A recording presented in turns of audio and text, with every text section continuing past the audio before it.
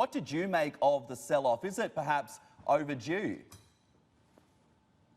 Yeah, actually, I think even as recent as last week, we had some degree of complacency, right?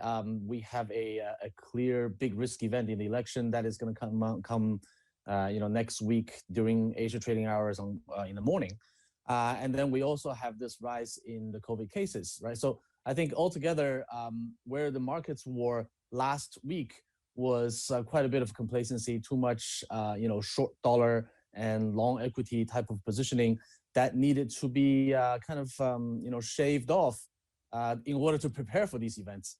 And so that's what's happening now. I don't think this is a major long-term problem, but I think at the moment this positioning squeeze might have a bit more to run. All right, that was going to be my next question. How much more downside and how much further to run do you think?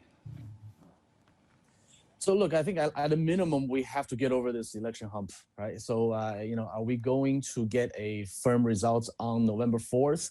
If that is the case, then I think we could see, this route could be very short-lived, right? So if we don't get a firm result on November 4th, and I think we could probably go deeper.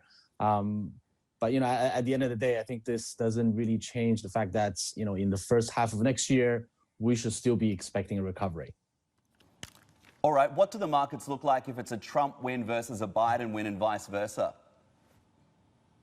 Look, I think last week when we had, when the markets were stronger, I think the assumption is that Biden will win with a pretty clear results on November 4th. And I think a Biden win with a Democratic-controlled Congress would improve the odds of a bigger stimulus package. But now with this this resurgence in infections in the United States, I think that's substantially increased the odds of a stimulus package, no matter who wins, right? So I think it's basically a race against time.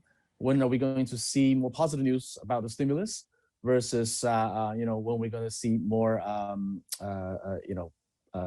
certainty with regards to politics?